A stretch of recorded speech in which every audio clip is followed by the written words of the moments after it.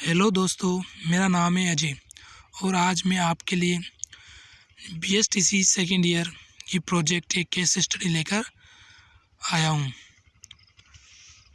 आज हम case study पर चर्चा करेंगे। सबसे पहले आपको अपना प्रमाण पत्र, आपका नाम, जो भी वर्ष हो आप उस पर लिख सकते हैं। उसके बाद आपकी संकेतिका दे रखी है।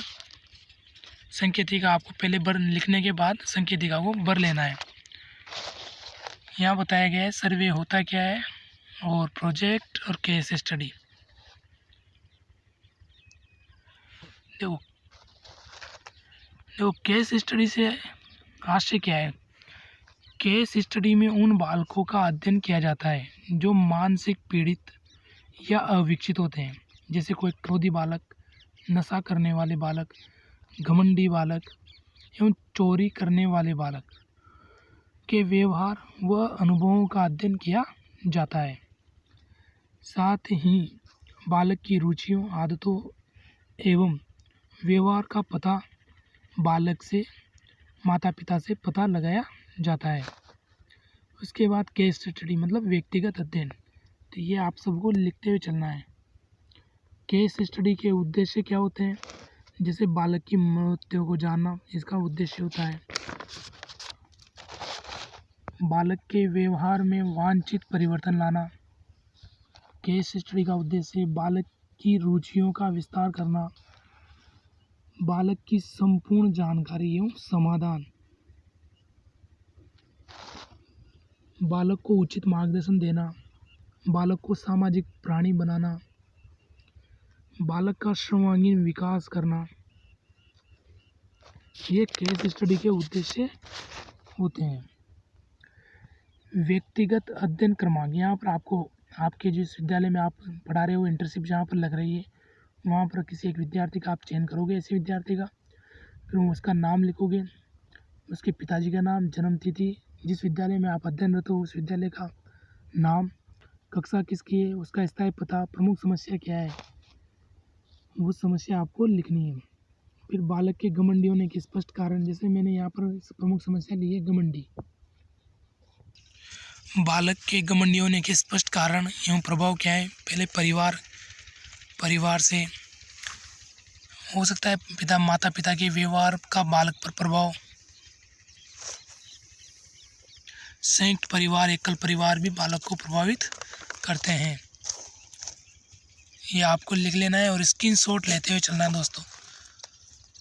परिवार में बालक की स्थिति, शिक्षित या अशिक्षित परिवार,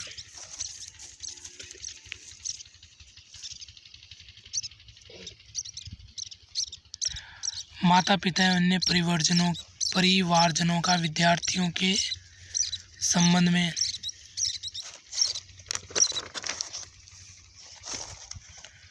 मित्रों व सहपाठियों का विद्यार्थी के संबंध में विचार। इस प्रकार आपको लिखते हुए आपको प्रोजेक्ट बना लेनी है दोस्तों।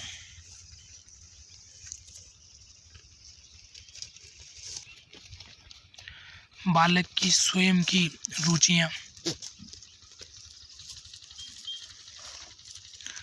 बालक की भविष्य की कल्पना क्या है।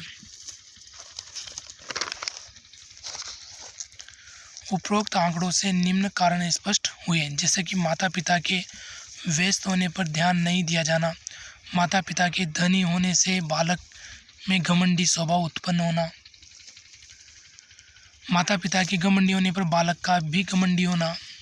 तो इस प्रकार आपको ये लिख लेना है। इस घमंड से बचने के क्या उपाय हो सकते हैं। बालक की सिर्फ ज़रूरी मांगें ही पूरी की जानी चाहिए तथा जिन वस्तुओं की आवश्यकता हो सिर्फ उसे दिलाना चाहिए। तो इस प्रकार आप घमंड से बचने के उपाय लिख सकते हो।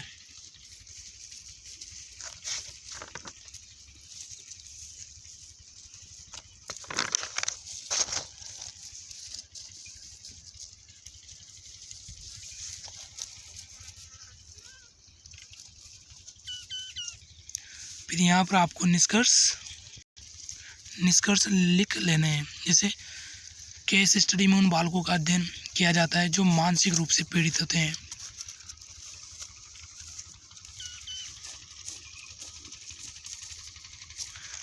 थैंक यू दोस्तों, आप